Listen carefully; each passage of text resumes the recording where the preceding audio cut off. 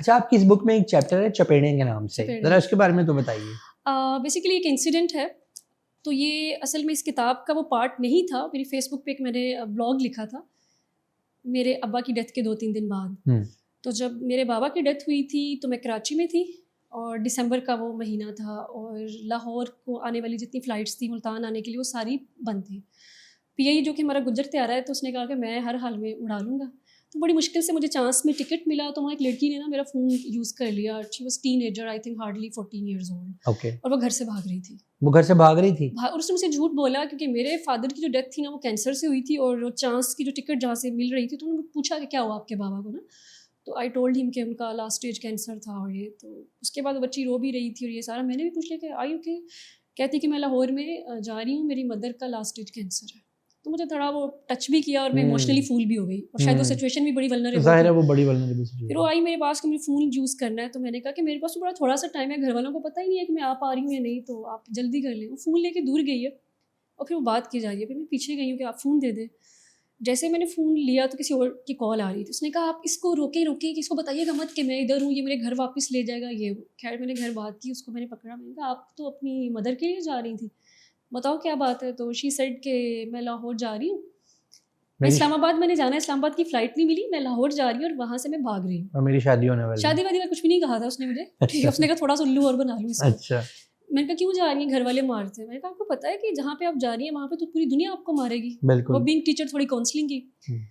खैर फिर जब हम जा रहे थे जहाज़ में तो फिर वो मेरे पास आई कि ना आप इस नंबर पे कॉल करके कहें कि मुझे ना लाहौर से लेने आ जाए। और मैंने कहा बीबी क्या पागल वागल होगी, मुझे दुआ ज़ारा केस याद आ गया। मैंने कहा भाई ये तो मैं तो गई। और दूसरी बात ये कि हाँ। जहाज में तुम्हारे कौन से अब्बे की कॉल मिलेगी? हाँ, मैंने कहा ये अभी हम जा रहे थे ना, मैंने अच्छा। कहा उसको मैंने डांटा। मैंने कहा मेरे फादर का जनाजा है जिस पे मैं जा रही हूँ और आप उसको अब्यूज़ करिए, बेटा आपको ये नहीं करना चाहिए। बिल्कुल। खैर मैंने बैठी हूँ, अभी उसने जो है ना मतलब रुका हुआ है जहाज़, तो कॉल आई है मुझे। मैं कौन, उस लड़की का नाम मैं नहीं लूँगी, वो कहाँ है।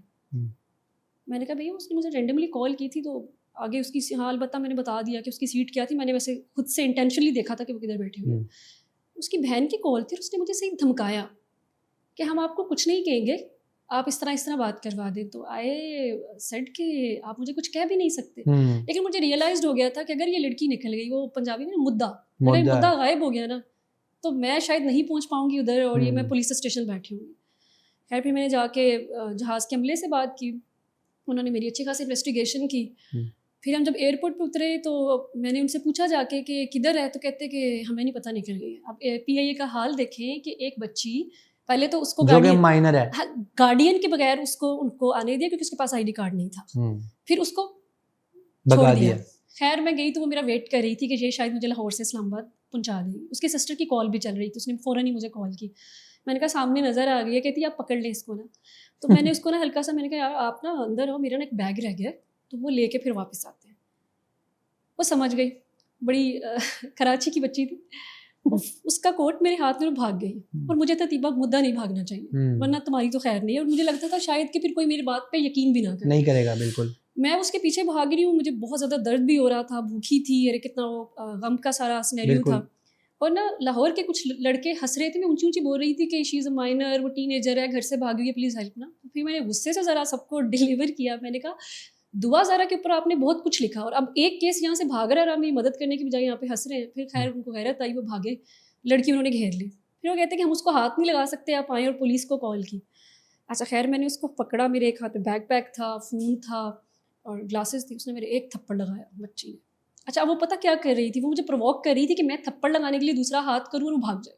मैंने कहा मार खा लूँगी, मुद्दा नहीं जाने दूँगी ठीक है, वरना तो दूसरी मार ज़रा ज़्यादा है। फिर उसका पता नहीं वो क्या थी लड़की, मुझे उसने क्या सीखा हुआ था, उसने दूसरा थप्पड़ मारा, मैं ग्लास भी लगाई हुई थी, वो ज़ोर से लग रहा था। खैर वहाँ के लाहौरियों जो थे उन्होंने डांटा भी उसको कि तुम बड़ी लड़की को मार रही हो।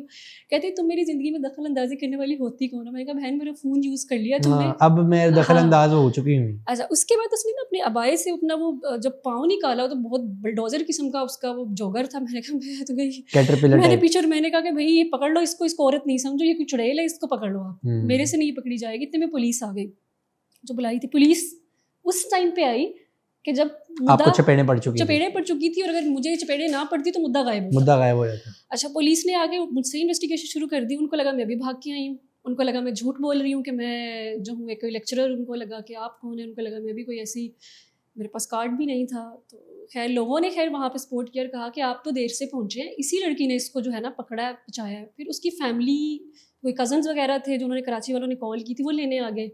उन्होंने आके मेरी गवाही दी कि ये लड़की ठीक है, आप इसको जाने दें।